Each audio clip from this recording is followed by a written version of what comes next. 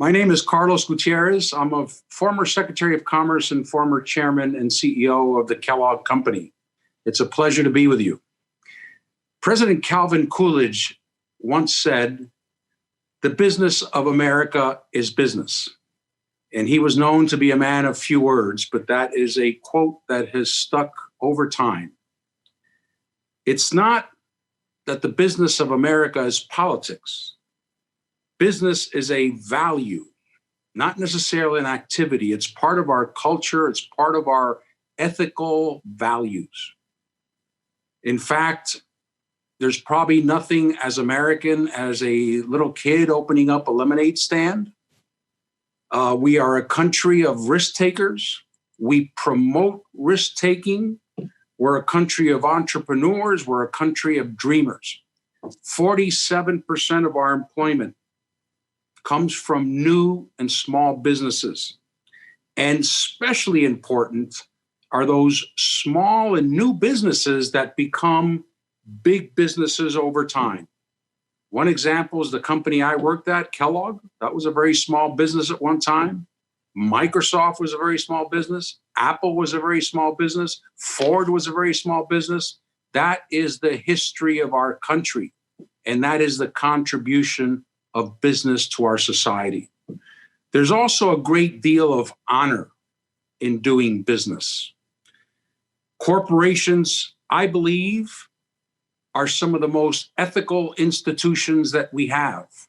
Yet, they are given a reputation that they don't deserve, mainly by people who don't put business first, who don't agree with President Coolidge that the business of America is business.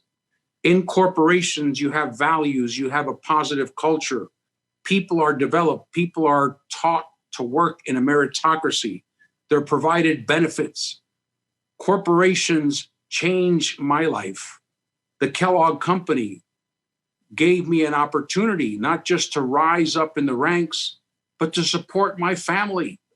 So I can't listen to criticisms of corporations because I know firsthand what great institutions they are. Business people know that the best compliment they can receive is for someone to say, "It's a privilege to do business with you." That means that they're recognized as being someone of honor, someone that can be trusted, someone that believes in fairness. We are a country of dreams, and anyone who stands in the way of dreams is not suitable to lead the U.S. FDR once said famously that we want people to have freedom from want. Very famous quote, and it's still quoted today. I don't know if I agree with that, and I don't believe I have ever agreed with that. We want people who do want. We want people who want to aspire. We want people who want to dream. We want people who want to reach, to want to achieve. We welcome people who thrive, people who are not satisfied, but they want to do more.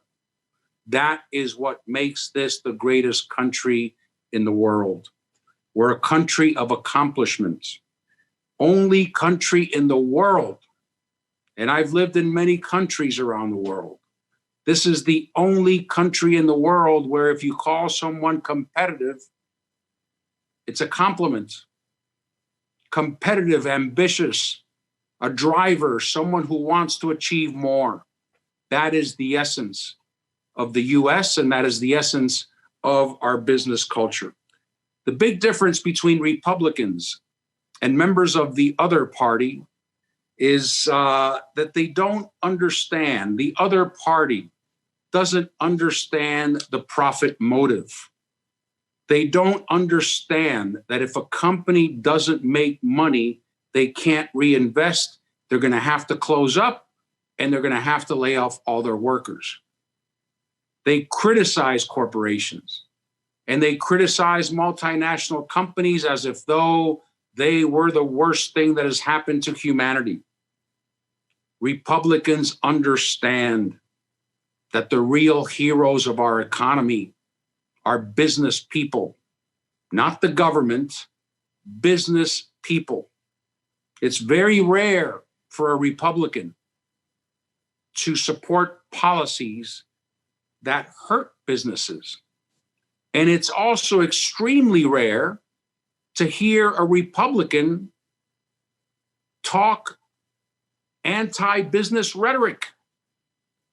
It's just something that we had never heard before, because Republicans are firm. We are firm on our belief in our free enterprise system.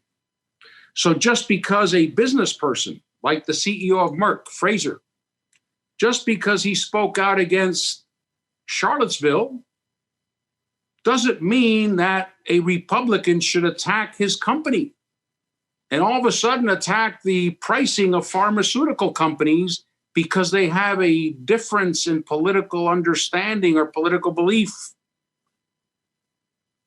We may want people to say, boy, this administration took on China and they stood up to China. But what we're not talking about is the hurt on businesses, how much we have impacted businesses by putting on tariffs, by prohibiting US companies from doing business in countries or doing business with other companies. We're talking about companies that employ hundreds of thousands of people. And if they lose those markets because someone in government has an emotional problem with a given country and they want to show that they're big and tough and strong, companies are putting their employees at risk. And companies will be hurt. And our trade policy has cost billions and has cost jobs, and it has cost higher prices. And in the end, our trade deficit is higher today than it was before we started the trade war. Social media companies have become very big. Now, all of a sudden, it's become fashionable to criticize them because they're too big. What we don't realize, what members of what Democrats don't realize, is that they have to compete with the likes of Huawei. They have to compete with the likes of Tencent. They have to compete with the likes of Alibaba. Why would a pro-business Republican want to break up companies and make them less competitive? All those companies started small, and through grit, through determination, they became big. They did what they were supposed to do. Pro-business does not pay attention only to the stock market. Being a pro-business Republican doesn't mean that you use the stock market as a barometer. It means that you pay attention to the thousands and thousands of small businesses and entrepreneurs who are risking their well-being, who are risking everything to create a company that one day will be big and one day will thrive and one day will employ a lot of people. There's a reason why businesses and many Republicans understand that we need immigration. People say that it's businesses wanting cheap labor. No, it's businesses who understand that our working age population is not growing fast enough to suit the needs of business. It's not any other Machiavellian theory or Machiavellian reason. And it's wrong for a Republican to be against legal immigration. And we're not talking about farm workers. We're talking about everyone.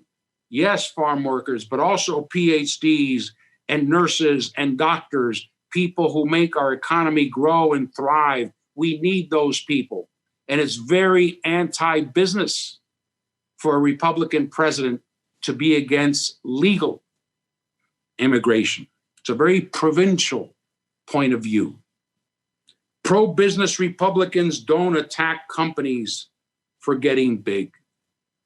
And we have to remember that, and we have a history of that. So maybe we don't like what CNN says on their programs, or maybe we don't like that Amazon owns the Washington Post, but that is not a reason to want to break up Amazon or to criticize a great American company like Amazon.